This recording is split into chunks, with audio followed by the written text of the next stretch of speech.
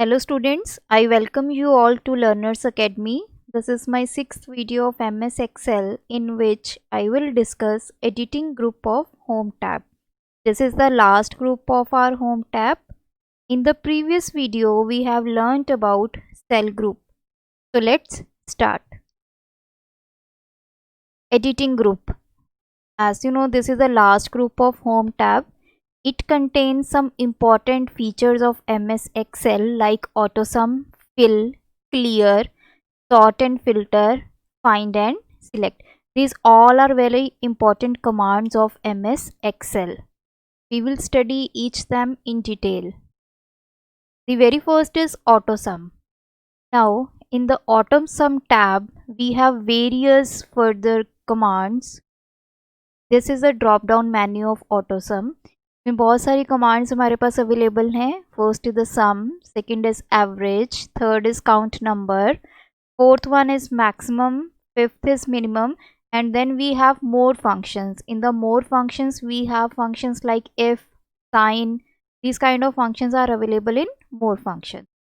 So let us see. This is my data. ये data है जिसके ऊपर हमने ये सारे ऑपरेशंस परफॉर्म करने हैं. The very first is sum. तो सबसे पहले जिस डेटा का भी आपने सम कैलकुलेट करना है, आप क्या करेंगे, उस डेटा को सिलेक्ट करेंगे. You will select the data and you will click on this command sum, then you will get the sum of these numbers. Similarly is for average. Average is इन सब numbers को आप add करोगे, divide by total number of items, that will give you the average value. So here we have 5 entities, 1, 2, 3, 4 and 5. तो हम क्या करेंगे, we will first add these, then divide by 5 gives you the average of these numbers. Then is count numbers. Suppose आपके पास बहुत बड़ी file है and you have number of entities, बहुत data आपने फिल किया हुआ है and you want to count those numbers. Counting करनी है अभी आपके कि कितने नंबर आप शीट में एंटर कर चुके हो. For that simply you have to again select the numbers जिनको भी आपने काउंट करना है. तो आप उसको सिलेक्ट करेंगे और काउंट नंबर्स पे क्लिक करेंगे. जैसे ही आप काउंट नंबर्स पे क्लिक करेंगे तो क्या होगा, वो आपको टोटल नंबर ऑफ आइटम्स बताएगा कि कितने नंबर ऑफ सेल्स में आपने डेटा फिल किया है. Next is max. Max stands for the maximum number. मतलब जो भी डेटा है आपका उसमें से मैक्सिमम नंबर अगर आपने फाइंड आउट करना है तो उसके लिए आप कमांड क्या यूज़ करोगे, मैक्स. लाइक इस रो में हमने मैक्सिमम नंबर फाइंड करना है. सबसे पहले आप इसको सिलेक्ट करोगे, then you will click on max and you will get 65 in return. Like maximum हमारे पास मिनिमम एक ऑप्शन है. इस कमांड से क्या होगा, हमारे नंबर्स में से जो मिनिमम नंबर है वो फाइंड आउट हो जाएगा. जिसके ऊपर भी आपने ये ऑपरेशन परफॉर्म करना है, सबसे पहले आपने उस टेक्स्ट को सिलेक्ट करना है. सिलेक्शन के बाद आपने मिनिमम कमांड पे क्लिक करना है. जैसे आप इस पे क्लिक करोगे you will get minimum value out of all the selected values. जो मोर फंक्शंस है बच्चे, इसमें क्या है, we have various commands like if statement है. इसमें इफ में सपोज मैंने लिखा दो नंबर्स हैं, this one and this one. If 86 is greater than 65 then 65 will be displayed, otherwise 86 will be displayed. अगर इस तरह के कुछ आपने फंक्शंस परफॉर्म करने हैं तो आप मोर फंक्शंस पे जाइए, उस पर क्लिक कीजिए तो आपको ये फॉर्मेट वहाँ पे मिल जाएगा. सिमिलरली साइन लिखा हुआ है, किसी वैल्यू को साइन वैल्यू आपने फाइंड करनी है तो आप साइन के बाद वो वैल्यू लिख देंगे और आपको उसका आंसर मिल जाएगा. तो these are few commands of autosum. Next जो आपकी ऑप्शन अवेलेबल है, फिल ऑप्शन. ऑटोसम हम देख चुके हैं, अब हमने देखना है कि फिल में क्या कुछ है. दिस फिल भी एक ड्रॉप डाउन मेन्यू है जिसमें आपको ये सारी ऑप्शंस दिखाई दे रही हैं, down, right, up, left, series and justify. अब हम देखते हैं कि ये फिल का मतलब क्या है. एक्चुअली ये फिल क्या करता है कि जो भी हम एरिया सिलेक्ट करते हैं, जो भी सेल सिलेक्ट करते हैं, उसमें किसी और डेटा को फिल करवाता है. अब डेटा फिल कैसे होता है, लेट अस सी. सपोज मैंने 41 को सिलेक्ट किया. जैसे ही मैंने 41 वाले सेल को सिलेक्ट किया और फिल पे जाके मैंने डाउन सिलेक्ट किया तो आप यहाँ पे चेक कर सकते हैं 41 वाला डेटा जो है वो डिलीट हो गया है और उसकी जगह पे क्या आ चुका है 12। 12 कहाँ से आया, ये वाला 12 टुवर्ड्स डाउन जो है वो शिफ्ट होके फिल हो जाएगा। डाउन का मतलब कि ऊपर वाली वैल्यू नीचे चली जाएगी, जो भी सिलेक्टेड टेक्स्ट है वहाँ पे ऊपर वाली वैल्यू जाके क्या हो जाएगी, प्लेस हो जाएगी। This is how your cell value has been filled by the upper value. अगर हम राइट की बात करेंगे, जैसे डाउन है, डाउन में क्या हुआ मैं आपको दोबारा बता देती हूँ, ये ऊपर वाली वैल्यू जाकर 41 की जगह प्लेस हो गई। सो 12 12 हमारे पास यहाँ पे आ गया, राइट। तो अब हम चेक करते हैं नेक्स्ट ऑप्शन। नेक्स्ट है राइट। तो राइट में क्या होगा, सपोज कीजिए मैंने ये वैल्यू सिलेक्ट की, इसको मैं इस यहाँ पे कोई और मैंने वैल्यू फिल करनी है, लेकिन वो कहाँ से लेनी है, यहाँ से लेनी है। फिल पे जाएंगे, राइट क्लिक करेंगे, तो क्या हुआ, जो ये वाली वैल्यू थी 51, it will move towards right.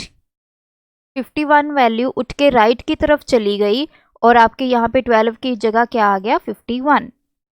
ये जो लिखा हुआ है इसका मतलब ये है कि वैल्यूज उठ उठ कर इस साइड पे मूव करेंगी, राइट। अगर हम अप की बात करते हैं तो क्या होगा, अप के केस में क्या होगा, आपकी ये वैल्यू जो है, ये नीचे वाली वैल्यू जो है वो ऊपर चले जाएगी। 12 की जगह क्या आ जाएगा, आपका 32 आ जाएगा। अगर हम लेफ्ट की बात करेंगे तो ये 45 जो वैल्यू होगी, 45 किसकी जगह पे चली जाएगी, आपके 12 की जगह पे, if we select the left option. तो ये सारी ऑप्शंस हैं फिल में, down, right, up and left. मतलब आपको एक सेल बता दिया जाएगा, उसकी लोकेशन बता दी जाएगी, आप एक सेल सिलेक्ट करेंगे, उसकी जगह पे आपने जो भी वैल्यू फिल करनी है वो आप इन ऑप्शंस में से सिलेक्ट कर देंगे। Next is series and justify. अब सीरीज का मतलब क्या है, जैसे मैं सीरीज पे क्लिक करूंगी, मैंने एक वैल्यू लिखी 23 और मैंने क्लिक किया सीरीज के ऊपर, मेरा ये डायलॉग बॉक्स ओपन हो गया। तो सीरीज में क्या होता है कि आपने किसी नंबर की कॉन्टिन्यूटी बतानी है, वो कैसे होगी। अब सीरीज इन, आपने इसको किस ऑर्डर में लेके जाना है, रो वाइज इसको फिल करना है या कॉलम वाइज फिल करना है। तो दो ऑप्शंस हैं, रो वाइज प्रोसीड करना है आपने या कॉलम वाइज। अब किस तरह की आपको सीरीज चाहिए, लीनियर, ग्रोथ, डेट और या फिर ऑटो फिल। डेट के लिए भी हमारे पास ऑप्शन है, कोई आपने डेट डाली है तो उसको आपने आगे कैसे मूव ऑन करना है। बेसिकली ये सीरीज क्या करती है, आपके डेटा को मूव ऑन करवाती है, जहाँ से आपने स्टार्ट किया और कहाँ तक लेके जाना है। ये देखिए नीचे लिखा है स्टेप वैल्यू। स्टेप वैल्यू मतलब एक एक स्टेप पे कितनी वैल्यू इंक्रीज हो, और स्टॉप वैल्यू, स्टॉप वैल्यू मतलब लास्ट वाली वैल्यू आपकी क्या हो। अब देखिए मैंने स्टार्ट कहाँ से किया है, 23 से, किस तरफ मूव कर रही हूँ मैं, towards row. This is 23, towards row में मूव कर रही हूँ। और किस टाइप का मेरी सीरीज बने, लीनियर। लीनियर मतलब 23 के बाद 24, this is a linear series. तो स्टेप वैल्यू क्या हो, 1। अगर मैं स्टेप वैल्यू यहाँ पे 2 लिख दूंगी, देन क्या डेटा आएगा मेरा, 23 देन 25, मतलब 2 स्टेप्स आप आगे मूव करना स्टार्ट कर दो, राइट। तो अभी मैंने स्टेप वैल्यू 1 लिखा है, 1 के बाद स्टॉप वैल्यू क्या है, 29। तो 23 जैसे मैं ओके प्रेस करूंगी तो 23 से स्टार्ट होके 1 के स्टेप वैल्यू पे एंड कहाँ पे हो जाएगा आपका, 29 पे। This is called series option. तो ये कॉलम वाइज है।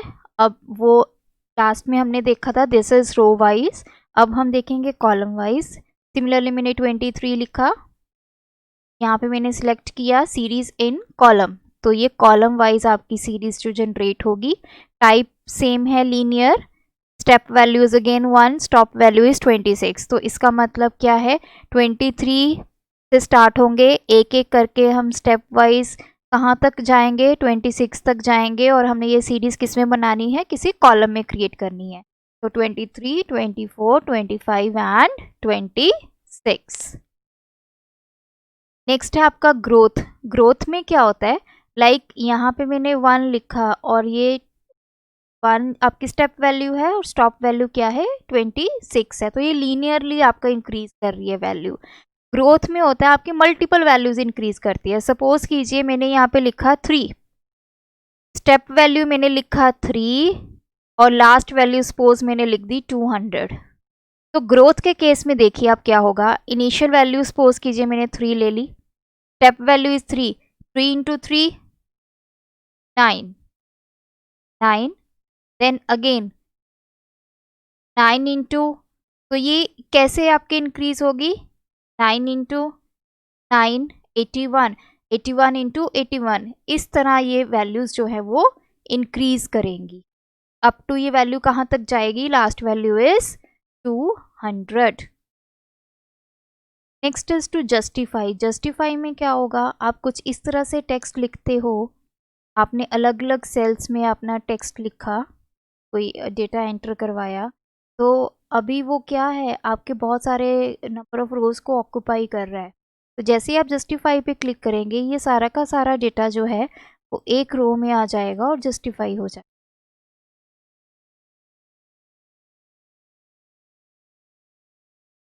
Next is, so far we have done 2 options, one is AutoSum, another one is fill. Next is clear command.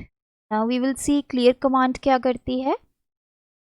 Clear आपका एक ड्रॉप डाउन मेन्यू है जिससे आप कंटेंट्स को clear कर सकते हैं, फॉर्मेटिंग को क्लियर कर सकते हैं, कमेंट्स को क्लियर कर सकते हैं। नाउ लेट अस सी ये कैसे वर्क करता है। जैसे मैंने यहाँ पे एक वर्ड लिखा चैनल, मैंने लिखा क्लियर ऑल, तो क्या हो गया, ये पूरा का पूरा जो टेक्स्ट लिखा था सारा क्या हो गया, क्लियर हो गया।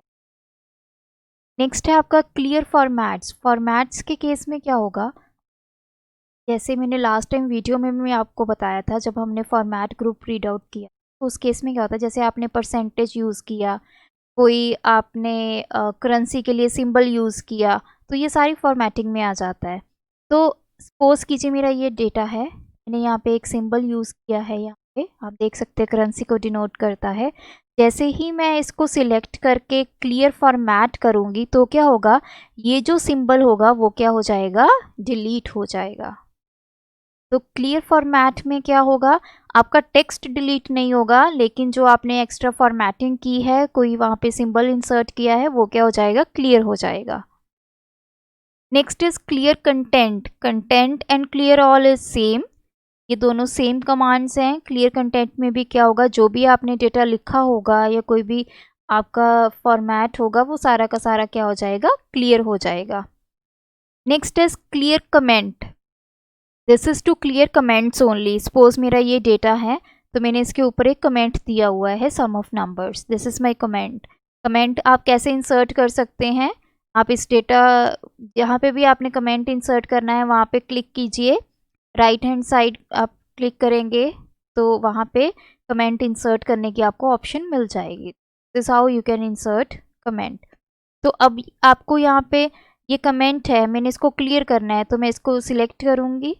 सिलेक्शन करने के बाद भी आप क्लियर कमेंट पे क्लिक कर सकते हैं, या आप डायरेक्टली क्लियर कमेंट पे क्लिक कर दीजिए तो ऑटोमेटिकली ये कमेंट्स जहाँ जहाँ पे कमेंट्स होंगे वो क्या हो जाएंगे, आपके डिलीट हो जाएंगे और आपकी वैल्यू वहाँ पे रह जाएगी। सिर्फ कमेंट्स डिलीट होंगे, टेक्स्ट आपका डिलीट नहीं होगा। Next option is sort and filter. This is very important part of MS Excel. Sort and filter का मतलब क्या है, सॉर्ट का मतलब है कि आपने जो भी आपका डेटा है उसको किसी ऑर्डर में अरेंज करना है, या असेंडिंग डिसेंडिंग ऑर्डर में करना है, अल्फ़ाबेटिकल ऑर्डर में आपने उसको अरेंज करना है। so that can be done with the help of sort and filter. Filter का मतलब क्या है, filter is a temporary hiding of your data. मतलब आपने फिल्टर लगाया, जो जो चीज़ें आपको चाहिए वो आपने रख ली, बाकी क्या हो गया, टेम्परेरली हाइड हो गया। तो ये दोनों फीचर्स हम अब स्टडी करेंगे। सॉर्ट एंड फिल्टर भी आपका एक ड्रॉप डाउन मेन्यू है जिसमें आपको ये सारी ऑप्शंस अवेलेबल हैं कि आपने किस तरह से सॉर्टिंग परफॉर्म करनी है। The very first is sort smallest to largest. अगर आपका डेटा कोई आपने अल्फ़ाबेटिकल ऑर्डर में अरेंज करना है फ्रॉम A to Z, आप क्या करेंगे, उस डेटा को सिलेक्ट करेंगे, इस पर क्लिक करेंगे और आपका डेटा जो है वो फ्रॉम A to Z आपका अरेंज हो जाएगा। Next is sort largest to smallest, this is vice versa. तो इस केस में क्या होगा, आप सबसे जो आपका लार्जेस्ट डेटा है वो टॉप पे रहेगा और आपका जो स्मॉलेस्ट डेटा है वो बिल्कुल लास्ट में प्लेस हो जाएगा। कस्टम सॉर्ट में आप अपने अकॉर्डिंग सॉर्टिंग टेक्निक इम्प्लीमेंट कर सकते हैं। फिल्टर क्या होता है, सपोज कीजिए मेरा एक टेक्स्ट मैंने लिखा है वेलकम टू लर्नर्स अकेडमी।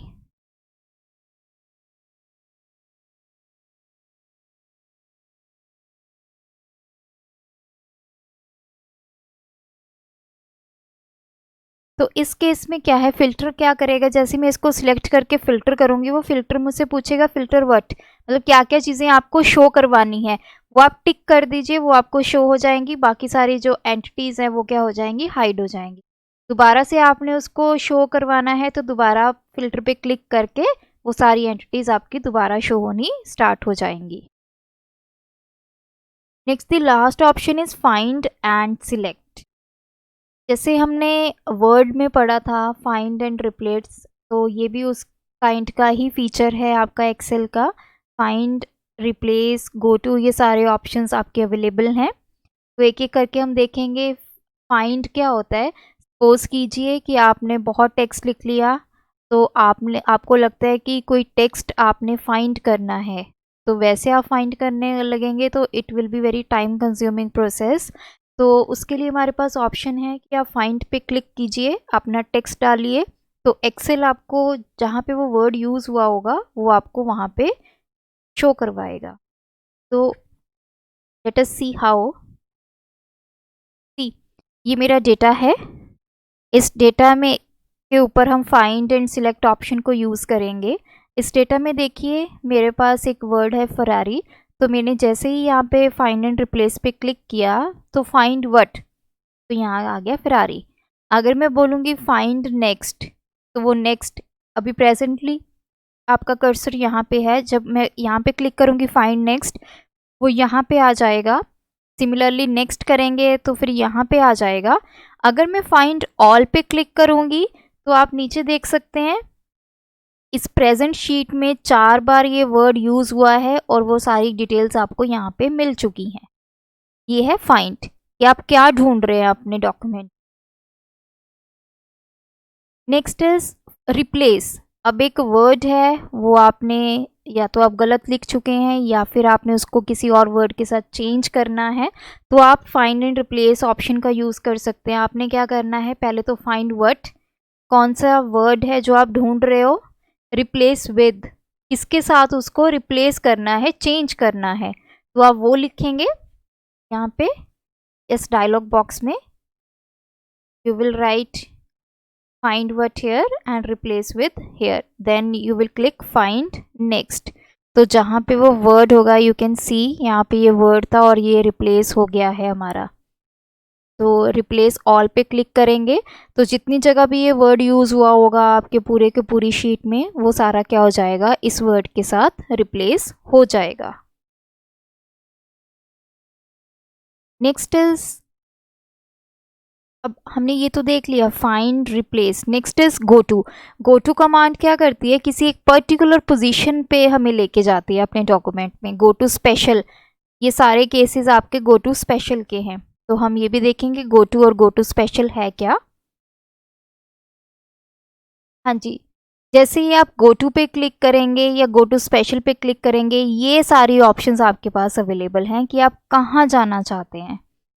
सबसे पहले है कमेंट, कहीं भी आपके डॉक्यूमेंट में कमेंट होगा तो आपका कर्सर वहाँ चला जाएगा। सी, आप देख सकते हैं यहाँ पे मेरे एक कमेंट है, तो जैसे ही मैंने यहाँ पे गो टू में सिलेक्ट कमेंट किया और ओके किया, आपका जो कर्सर है वो यहाँ पे चला गया।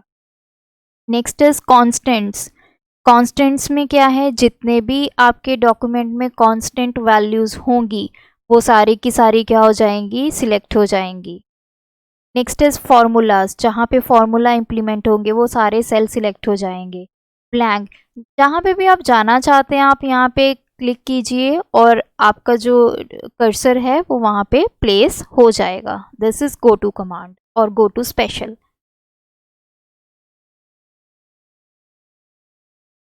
ये देखिए फार्मूलाज मैंने जैसे ही फार्मूलाज पे क्लिक किया मेरा कर्सर यहाँ चला गया, बिकॉज इन दोनों पे मेरा एक फार्मूला इम्प्लीमेंटेड है। ये है ब्लैंक, जहाँ जहाँ ब्लैंक्स होंगी वो हाईलाइट हो जाएंगी। ये देखिए ये सारी रो ब्लैंक है, ये वाला सेल, ये वाला सेल, ये वाला सेल। तो डिपेंडिंग अपॉन योर रिक्वायरमेंट जहाँ भी आप जाना चाहते हैं आप उसको क्लिक कर दीजिए, आपका डॉक्यूमेंट में ऑलरेडी जो कर्सर है ऑटोमेटिकली वहाँ पे पहुँच जाएगा।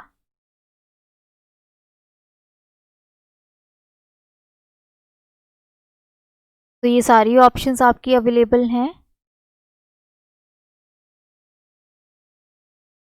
जैसे लास्ट सेल है, जो विजिबल हैं सेल, सिर्फ उनके पास कंडीशनल जहाँ पे फॉर्मेटिंग हुई हुई है, ठीक है।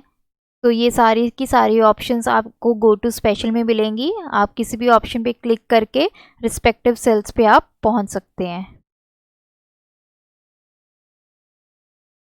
Next is select object. Select object में क्या होगा, जो भी ऑब्जेक्ट आप अपने डॉक्यूमेंट में प्लेस करेंगे, इससे क्या है आप क्लिक करेंगे, एक आपको साइड पे विंडो ओपन होगी, उस विंडो में आपके नंबर ऑफ ऑब्जेक्ट्स शो होंगे, आपकी ड्रॉप डाउन मेन्यू होगी, आप अपने सिस्टम में से या कहीं से और से भी ऑब्जेक्ट को कैरी कर सकते हैं। तो जो भी ऑब्जेक्ट आप सिलेक्ट करेंगे वो ऑब्जेक्ट आपके आपकी पूरी शीट, आपकी शीट में प्लेस हो जाएगा। लाइक ये हमने इमेज ली है और ये इमेज एक ऑब्जेक्ट है जो मेरी फाइल में प्लेस हो गया है।